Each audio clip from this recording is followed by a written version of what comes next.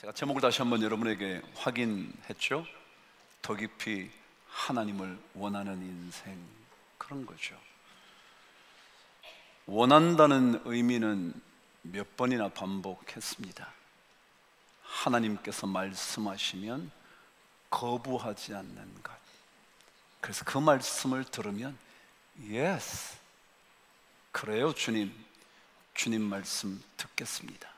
그게 원한다는 의미라 말씀을 드렸습니다.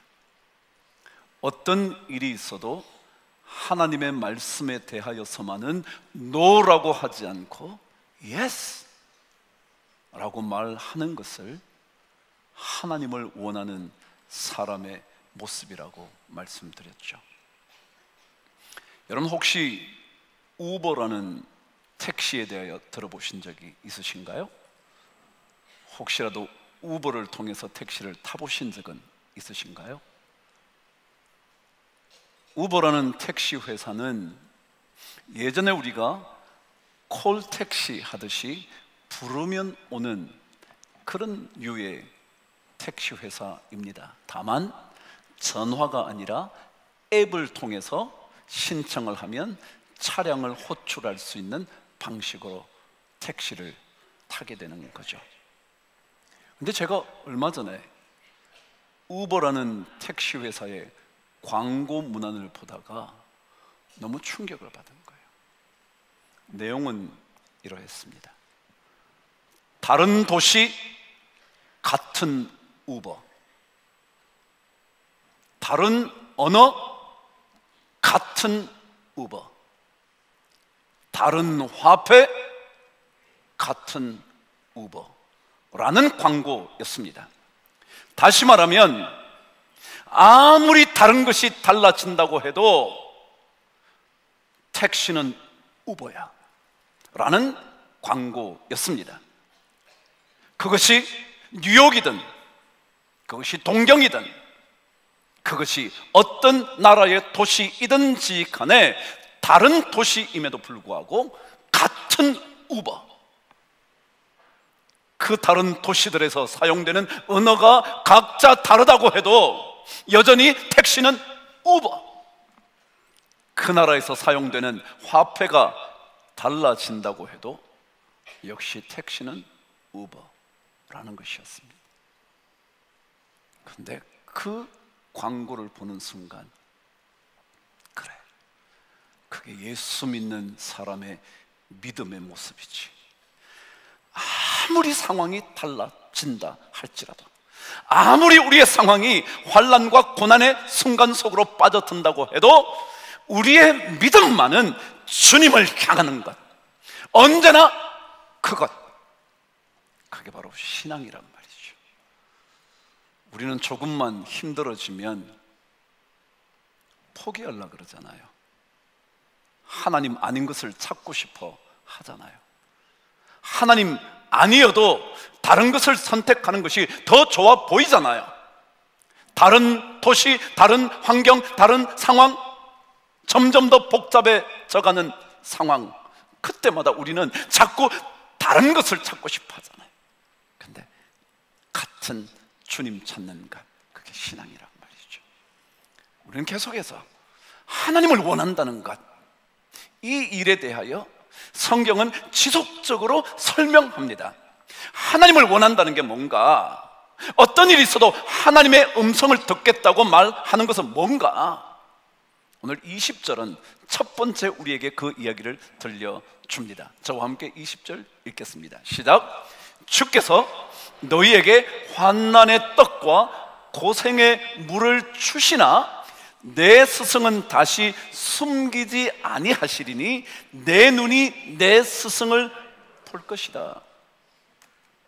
무슨 얘기냐 하면, 아무리 우리의 상황이 환난과 고생이라는, 고난이라는 그런 상황 속에 빠져 들어가도 놓치지 말아야 할 스승이 있다는 겁니다. 그 스승을 봐야 한다는 겁니다. 스승이 누군데요? 하나님이요. 성서 주석학자들은 말하더군요. 이 스승은 복수가 아니라 단수라고. 다시 말하면 한 사람밖에 없다고. 우리는 자꾸만 다른 스승을 찾잖아요. 그 스승의 가르침을 받아 따라가려고 하잖아요. 왜냐하면 이 길이 아닌 것 같아서, 이 길이 고생길인 것 같아서, 이 길이 환난의 길 같아서, 손해보는 길 같아서 자꾸 다른 스승의 소리를 듣고 싶어 하잖아요. 그런데 성경은 아무리 환난의 떡과 고생의 물을 우리에게 주신다 해도 우리는 스승을 우리의 눈으로 봐야 한다고. 그거예요. 그러니까 환난의 시간에 하나님을 찾는 것, 그게 하나님 원하는 사람이라고요. 하나님을 원한다고 말하면서 어려움만 생기면 하나님 찾지 않는다면, 스승을 보려고 하지 않는다면 그는 하나님 원하는 게 아니라는 거죠.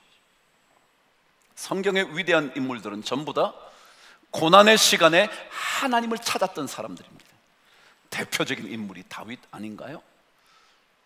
시편 57편 7절은 그 유명한 말씀 한 구절이 적혀져 있습니다. 하나님이여, 내 마음이 확정되었고 내 마음이 확정되었사오니 내가 노래하고 내가 찬송하겠다 라는 이 고백이 있는 57편은 언제 쓰여진 노래였느냐 하면 다윗이 사울을 피해 굴에 숨어 있을 때에 불렀던 노래였다 기록되어 있습니다. 말하자면 사울의 추격을 받아 다윗이 도망을 하다가 사무엘상 22장이나 24장에 보면 아둘람 굴이든지 엔게디 굴 속에 숨어 있었을 때에 불렀을 노래였다는 겁니다. 쫓겨다니며 굴에 숨어 있는 그가 뭐라고 노래하느냐 하면, 하나님, 저 마음 정했어요. 어떤 일이 있어도 하나님 바라볼게요. 그래서 그가 57편 1절에서 하나님, 내게 은혜를 주시옵소서, 내게 은혜를 베푸시옵소서, 하나님만 보는 거예요. 하나님만 바라보는 거예요. 그게 하나님 원하는 사람의 특징이거든요. 하나님 원한다 말하면서 상황이 조금만 힘들어지면 다른 스승을 찾아 떠나간다면 그것은 하나님을 원하는 게 아니라는 거죠. 아무리 힘든 시간이 우리에게 있어도 말이죠, 주님 그분만 찾아가는 겁니다. 여러분, 김인현 독립선언문에는 여러분이 잘 아시는 이런 얘기가 있었잖아요. 5등은 자의 조선의 자주국임과 조선인의 자주민임을 선언하노라. 그래요. 5등이라는 건요, 오자가 이게 나오자거든요. 나오. 등은 등등이에요. 나와 등등이니까 뭐예요? 여러분, 우리, 그런 얘기예요. 5등은 자의 자는 지금 이때쯤에, 조선의 아는 나아자거든요. 자아 그럴 때 우리, 나의 조선이 자주국이고 나의 조선 사람들이 자주민임을 선언한다. 그런데요, 그 독립선언문에 중요한 내용 하나가 있어요. 그 내용을 제가 예전에도 이 3.1절 때 한번 얘기한 적이 있었어요. 내용은 대략 이런 겁니다. 일본이라는 나라가 제국주의가 되어 우리를 침략했잖아요. 침략하는 그것 때문에 우리가 일본을 생각하면 막 원망스럽잖아요. 아니, 원망이 아니라 나쁘다 그러잖아요. 근데 그 독립선언문에는 이런 기록이 있습니다. 그 일본이라는 나라가 우리 조선의 민족의 심리를 완전히 말살하고 우리의 탁월함을 다 무너뜨리려고 한다고 해도 우리는 일본의 소위를 탓하지 아니한다. 그래서 소위가 뭐냐면 의로움이 적은 것, 다시 말하면 옹졸함을 우리는 탓하려고 하지 않는다. 혹은 의롭지 않은 것을 탓하려고 하지 않는다. 왜냐하면 자기를 책려하기에, 다시 우리 민족을 격려하고 경책하고 그래서 정말 좋은 나라 만들어야지 라는 그 일을 하기 위하여 그 일이 더 급해서 우리는 그 일본의 원우를 갖지 않겠다 그랬어요. 말이 어려운데 원우가 뭐냐면 원자가 원망할 원자예요. 우자가 뭐냐면 허물 우자예요. 일본의 허물을 원망한다. 그게 원우예요. 근데 뒤에 뭐라 그러냐면 가치 않다 그랬어요. 이때 가짜는 뭐냐면 여가 가짜예요. 여가가 있단 말이죠. 다시 말하면 지금 일본이 저런 거야, 일본이 이런 놈들이야, 나쁜 놈들이야 라고 말하며 원망하는 일에 시간을 보낼 만큼 한가하지가 않습니다. 그렇게 한가하게 보낼 때가 아닙니다. 그럼 신앙은요, 어려움이 있을 때 왜 이렇게 됐어? 하나님은 어디 계셔? 우리 집안은 왜 이래? 그 얘기하면서 시간을 보낼 그런 때가 아니라는 거예요. 우리는 그럴 때 오히려 스승을 바라보는 거예요. 왜냐하면 그분은 우리에게 가장 유익한 길을 가르쳐 주시는 분이거든요. 그게 신앙이에요. 그게 진짜 하나님 원한다는 거예요. 하나님 원한다. 계속 우리는 상황만 달라지면 원우하잖아요. 남의 허물, 사회의 허물, 가정의 허물, 아버지의 허물, 자식의 허물, 계속 그 얘기만 원망하면서 시간 다 보내는 거예요. 그거 가치 않다. 그렇게 한가하지 않다. 우리 자신을 책령하기에 급하기 때문에 우리는 그런 거 아니다. 여러분, 신앙이요, 어느 인생인들 환난이 없을 수 있겠습니까? 어느 인생인들 고생의 시간이 찾아오지 않을 수 있겠습니까? 근데 그때마다 우리는 원망하는 일에 시간 보내는 게 아니고요, 여전히 우리의 스승을 우리의 눈으로 보는 거예요. 그게 하나님 원한다라는 것입니다. 바로 이런 사람은 어떤 것들을 경험하느냐 하면 이런 것들을 경험하게 될 거라고 21절에 가르쳐 줍니다. 저와 함께 말씀을 읽겠습니다. 시작.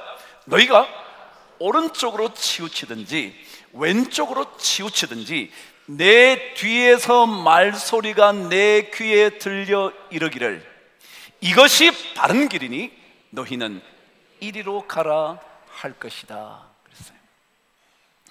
하나님을 눈으로 끝까지 보겠다고 말한 사람들은요, 이런 경험을 한대요. 뭐냐면 뒤에서 소리를 듣는데, 여러분, 뒤에서 듣는다는 말은 이런 얘기입니다. 앞으로 보면 보인다는 거예요, 안 보인다는 거예요? 안 보이기 때문에 뒤라는 거죠. 보이지 않으면 없나요? 아니요, 있다는 거예요. 그래서 이 뒤라는 말은 의미가 뭐냐 하면 보이진 않지만 계신다, 그게 뒤에서라는 뜻이랍니다. 더더욱이 이 뒤에서라는 히브리어 아하르라는 단어는요, 어떤 의미냐면 뒤에서 따라오고 있는 이런 뜻입니다. 우리는 어려움이 닥치면 하나님이 없다 그러잖아요. 하나님이 어디 계시냐 그러잖아요. 하나님은 주무시냐고 말하는 거예요. 이런 하나님이 어떻게 우리의 하나님이 될 수 있느냐고 말하는 거예요. 근데 하나님이 뭐하고 계신다고요? 뒤에서 계신다는 거예요. 이 말이 바로 하나님은 언제나 우리의 곁에 계신다는 의미를 내 뒤에서 말소리가 난다, 그런 의미라는 겁니다. 그러니까 하나님을 주목하는 사람은 뒤에서 소리를 듣는 거야. 야, 형제가 이쪽 길이야. 아무리 급해도 너 이 길이야. 이게 바른 길이고 옳은 길이고 좋은 길이야. 그러는 거예요. 그래서 하나님의 사람들은 환난의 시간에 계속 하나님을 주목하는 거예요. 내 스승을 내 눈으로 봐야 된다는 거죠. 보면 그때 하나님께 뒤에서 말씀하시는 거예요. 이게 그 길이라고. 그럼 우리는 하나님의 말씀에만 집중합니다. 뒤에서 들려오는 하나님의 말씀, 절대로 없지 않은 말씀, 절대로 침묵한다고 생각하는 그게 아닌 반드시 말씀하시는 그 말씀을 우리는 듣고 있는 거죠. 그게 하나님의 백성들이 누리는 은혜라는 거예요. 정명훈 씨는 탁월한 지휘자입니다. 감히 우리나라의 최고의 지휘자를 저보고 묻는다면, 물론 좋은 지휘자들이 많이 있지만 저는 당연히 그분을 선택할 겁니다.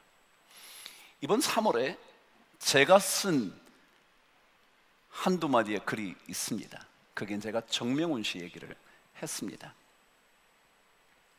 그 내용은 이렇습니다. 사람들이 정명훈 씨를 평가할 때 이렇게 평가한다는 겁니다. 정명훈 지휘자는 소리에만 매달리는 지휘자입니다. 그런데 뭐라고요? 소리에만 매달리는 지휘자래. 그러면서 덧붙인 얘기가 이것이었습니다. 그 소리에만 매달리기 때문에 소리 이외의 나머지 모든 것들은 포기할 수 있다. 어떤 환경을 말하는 것이 아니라 소리가 가장 중요해서 난 그거 하나만 있으면 돼. 신앙은요, 상황의 이야기가 아니에요. 여러분의 환경의 문제를 언급하는 게 아니라고요. 우리는 하나님 그분에게만 매달리는 거거든요. 그분의 소리에만 매달리는 거거든요. 뒤에서 나는 그분의 소리요. 비록 앞에서는 볼 수 없지만 반드시 그 곁에 있으면서 우리에게 알려주시는 그 목소리요. 그게 집중하는 거예요. 그게 하나님 원하는 사람이라고요. 하나님 원한다고 말하면서 조금만 눈앞에 보이지 않으면, 눈앞에서 우리 삶을 괴롭히는 돌풍이 불어닥치기 시작하면 하나님에 주목하지 않고 다른 것들을 쫓아가는 인생이 아니라 아무리 보이지 않아도 우리 뒤에 바른 길을 알려주시는 스승이 계시지, 그 스승을 보는 거예요. 그래서 오늘 성경은 결론으로 이런 하나님을 원하는 사람의 마지막 모습을 이렇게 기록합니다. 22절 저와 함께 읽겠습니다. 시작. 또 너희가 너희 조각한 우상에 입힌 은과 부어 만든 우상에 올린 금을 더럽게 하여 불결한 물건을 던짐같이 던지며 이러기를 나가라 하리라. 하나님을 원하는 사람은요, 하나님 외에 다른 그 어떤 것들에 대하여서는 이렇게 외치는 사람이라는 거예요. 마치 불결한 물건을 던지는 것처럼 내던지면서 나가! 나 더 이상 당신 필요하지 않아. 나는 하나님이 필요해. 나는 하나님이 필요해. 더더욱이 오늘 성경 말합니다. 너희가 조각한 우상에 입힌 은, 너희가 부어 만든 우상에 올린 금. 무슨 얘기냐면요, 사람들이 조금만 어려워지면 자기가 스스로 우상을 만드는 거예요. 자기가 조각하는 거예요. 예를 들어 자식이 잘 돼야 된다는 거예요. 자식이 잘 돼야 우리의 노년이 포장받는다는 거예요. 돈이 있어야 된다는 거예요. 너 세상 살아봐, 돈 없으면 무시당하는 거야. 그러면서 계속 돈을 뭘로 만드느냐면 우상으로 조각을 하는 거예요. 그리고 거기다가 금을 또 붙여. 이게 진짜야, 이게 귀중한 거야, 이거 없으면 안 돼 라고 말하면서 부어 만들고 조각한 우상들을 뭐라고요? 불결한 물건을 던짐같이 내던지면서 나가. 저는 수많은 부모들이 자식에게 쩔쩔매더라고요. 쩔쩔매더라고요. 여러분 왜 그러세요? 뭘 그렇게 자식이 대단하다고요? 제가 그렇다고 뭐 자식 함부로 하라 그런 뜻인가요? 왜 하나님 그분께 자식의 인생을 맡기면서 여러분은 자식에게 진짜 하나님의 교훈으로 가르치는 게 중요하지, 왜 자식에 대해 벌벌 떠난 거예요? 제가 오늘 우리 삼부성가대 수련회 가서 말씀을 전하게 돼 있어요. 제가 이런 얘기 하나 하려고 했는데 미리 알려드릴게요. 여러분, 노래라는 것은요 두 가지 요소가 있죠. 하나는 뭐예요? 곡조가 있어요. 하나는 뭐예요? 가사가 있어요. 선율도 참 중요해요. 왜냐면 선율, 곡조가요 우리 마음을 막 움직여요. 호흡이 있는 자마다, 이거 곡조잖아, 곡조. 근데 그게 뭐가 있다고요? 가사가 있다고요. 가사를 아무렇지도 않게 부르면요 의미가 전달이 안 돼. 또다시 우리나라 최고의 성악가라고 불릴 만한 사람이 한 사람이 있어요. 물론 많죠. 조수미라는 사람이에요. 그 성악가는 가장 중요한 요소, 성악가에게 뭐냐 그랬더니 딕션이래. 딕션은 뭐냐면 가사 전달이래. 가사 전달이래. 뭐 가사 전달 똑바로 하면 되겠지, 그런 뜻이 아니래요. 그 성악가는 어떤 노래를 부를 때 그 나라의 언어를, 그 곡의 언어를 철저하게 배운다는 거예요. 그래서 그 단어가 가지고 있는 뉘앙스, 의미를 잘 전달하려면 내가 그걸 잘 알아야 된다는 거예요. 그래서 그녀는 독일어 노래를 부르면 마치 독일 사람이 하듯이 의미를 전달하려고 애를 쓴대. 이태리 노래를 하면 이태리 말, 자기가 진짜 잘하는 그 단어를 알고 있는 그것처럼 말한대. 다시 말하면 여러분, 찬송할 때요, 가사를 그냥 부르시면 안 돼요. 여러분, 마지막에 늘 우리가 부르는 찬송에 이렇게 돼 있어요. 하나님의 자녀는 하나님이 기르신다. 자, 제가 물어볼게요. 여러분 자녀는 하나님 자녀입니까? 여러분 자녀입니까? 대답은 잘할 줄 알았어요. 하나님의 자녀인데 누가 기르신대요? 근데 왜 여러분이 벌벌 떨고 난리예요? 왜요? 여러분, 제가 그러잖아요. 우리 하나님의 사람은요, 우리가 스스로 조각한 우상의 금을 입혀놓고 이거 잘 돼야 돼, 우리 자식 잘 돼야 돼, 이 자식 잘 돼. 그래서 막 자식 때문에 어쩔 줄 모르는 거야. 아무것도 못하는 거예요. 여러분, 그거 우상입니다. 그렇다고 해서 제가 여러분 자식을 함부로 뭐 하대하라 그런 거 아니야. 성경은요, 여러분이 조각하고 여러분이 부어 만든 우상, 어떤 사람은 관계가 너무 중요해. 관계가 막 내가 몇 번 얘기했잖아. 그래서 그 관계가 일그러지면요, 막 견디지를 못하는 거예요. 견디지를 못하는 거예요. 막 어쩔 줄 몰라요. 그냥 관계는요, 좋아졌다가 안 좋아졌다가 다시 좋아지기도 하다가 그러는 거예요. 그걸 만일 거기다 금을 입히고 은을 입혀서 진짜 좋은 우상이라고 생각하시면 안 된다는 거예요. 그런 것들은 뭐예요? 나가라. 그렇다고 제가 그러잖아요. 여러분, 사람과의 관계를 소중하게 생각 안 하고 아무렇게 하라는 뜻이 아니잖아요. 근데 그것을 우상 삼으면 안 된다. 그것에 대해서는 여러분이 과감하게 나가라, 그래야 된다. 신앙생활이 뭔데요, 여러분? 여러분과 제 안에 하나님을 더 깊이 원하는 거잖아요. 다른 거 없잖아요. 여러분이 몇 주 동안이나 더 깊이 하나님을 원하는 이야기였습니다. 많은 것들이 우리에게 필요하지만 조각한 부어 만든 우상에 금을 입히는 일만은 되지 않기를 바랍니다. 자식들 중요합니다. 경제적인 문제도 참 중요합니다. 세상을 살아가는 일에 관계의 중요성을 어찌 과소평가하겠습니까? 그럼에도 불구하고 그 모든 것이 우상이 된다면 과감하게 던져버리십시오. 나가라, 나가라. 그리고 하나님 바라보시면 하나님께서 여러분과 저의 부르짖음을 들으시고 은혜를 베푸시며 응답해 주실 줄 믿습니다.